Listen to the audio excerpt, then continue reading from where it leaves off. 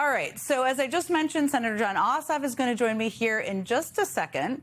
And I want to start tonight with something he said to reporters earlier today. What do you say to your Republican colleagues who may agree with the president on this? I don't know of Republican colleagues who agree with the president on this. Privately, most elected Republicans in this building think the president has lost it and is dooming them to dismal losses this fall. Thank you all so much for your time. So Republicans don't agree with the president on this. Privately, they think the president has lost it and is dooming them to fail. That's quite a thing to say.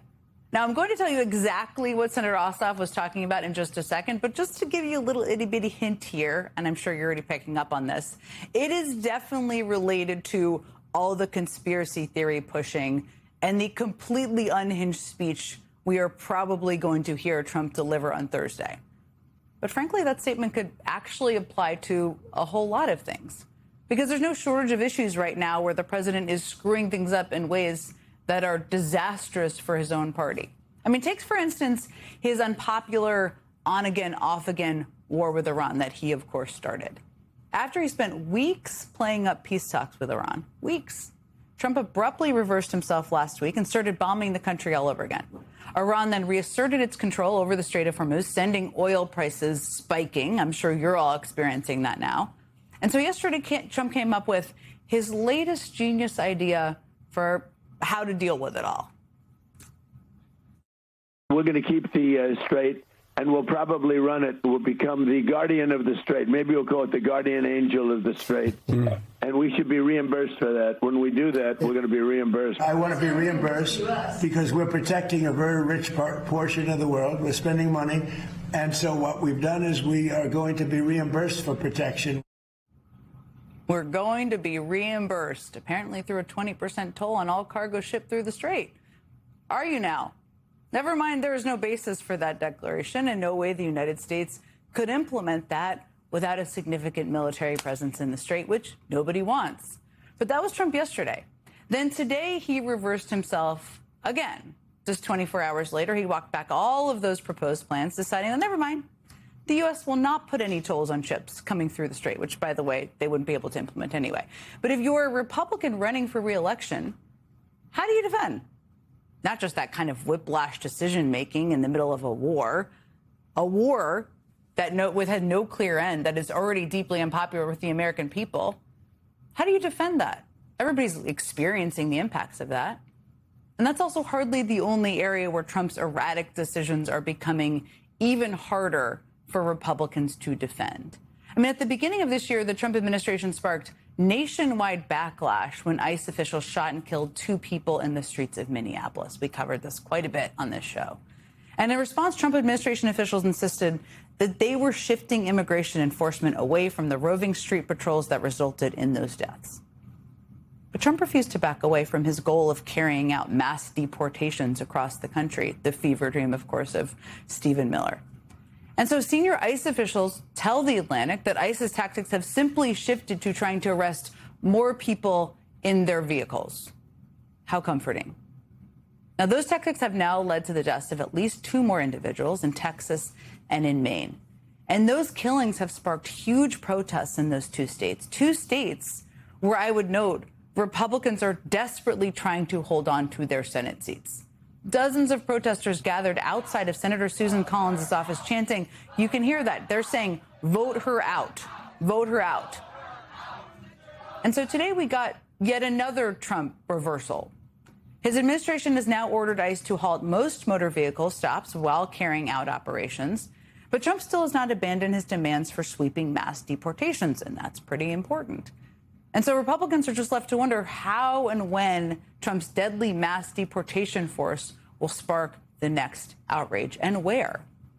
We see this story over and over again. Trump pursues an unpopular policy, then he carries it out in such a haphazard and chaotic way that the resulting collateral damage only makes it more unpopular.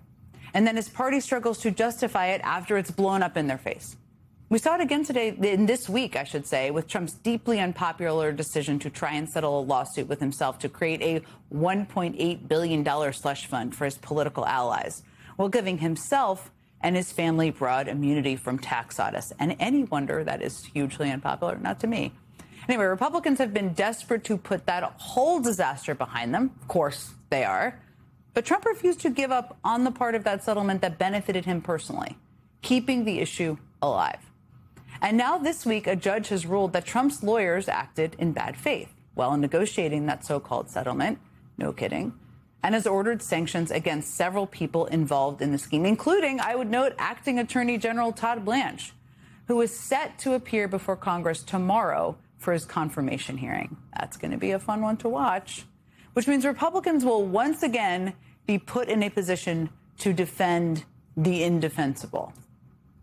No matter the damage it is doing to the political party he leads, he can't bring himself to abandon his most unpopular policies, no matter how toxic they may be for his own party, people running for re-election from his own party. Which brings me to his latest harebrained gambit. The thing Jon Ossoff says is dooming the president's party to dismal losses, in part. There's probably more. We'll talk to him about it in a second. The thing he says has convinced Republicans that Trump has, quote, lost it.